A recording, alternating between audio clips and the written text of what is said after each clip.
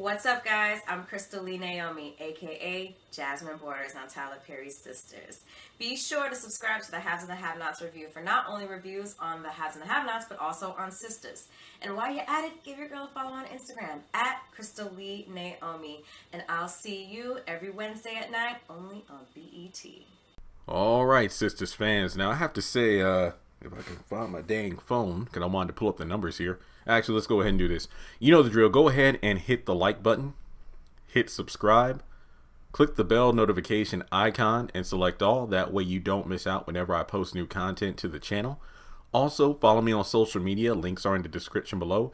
And like I always say, we're trying to get the viewership up on the subscriber side. We're about at like 26% or so. I'm trying to get to at least 40 by the end of the month. Basically, the watch time that comes from my subscribers is very low, while non-subscribers is very high, and I want to change that. But I did a video last week about will Karen try to get back together with Zack, and that video got over 15,000 views and almost 500 likes with over 115 comments. And I didn't think that video would blow up the way it did, but based on the preview for next week's episode, season 2, episode 20, Catch Fade, I hope it doesn't happen. But anyway, we know that in the preview, Zack is at the salon in kind of like the back office space, back storage room with Karen, trying to convince her that he did not steal from her. She's all stone-faced. You know how much I love you. I would never steal from you. And then Pam's listening from the outside, and she's making that face like, ooh. That's the same face Maurice was making when he was hearing the noise coming out of Calvin's room. So it seems like those two probably has sex, because Aaron actually comes in, because I think earlier in the trailer he brings flowers. So then I think he comes back to the salon again. He's like, wait, what's that noise? Are they fighting in there? So he probably breaks in to stop any kind of confrontation. It's kind of ironic because at the beginning of the season, it was Zack who was breaking into the hotel when Karen and Aaron were having sex. And now it looks like Aaron's going to bust into the back room of the salon and find Zack and Karen having sex. But the reason I think they are going to be having sex is because of the fact that in the season finale synopsis, In the Shadows, season 2, episode 22, Fatima kicks her new love interest out of her house. So Fatima probably finds out about what happened between Karen and Zack. Basically, Zack hooking up with his ex, and kicks him out. Now, I don't think it matters who initiates the sex. All I know is Zack done effed up. So if there are any, and I feel like it's safe to say there are a lot of Zack and Fatima fans out there, their relationship is going to be on the rocks. So I hate this as much as everybody else.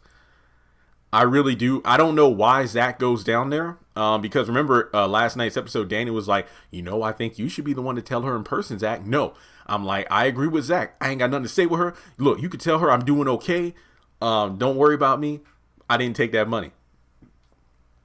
So I get it. If Zack goes down there, it's probably because, Karen continues to shoot fire arrows at him, trying to bring him down. So I can understand trying to convince her that it wasn't him, or at the very least wait until there's some, solid proof, because those weren't his signatures. But, I just don't want to see Zack go down like that after him and Fatima had this good thing going on.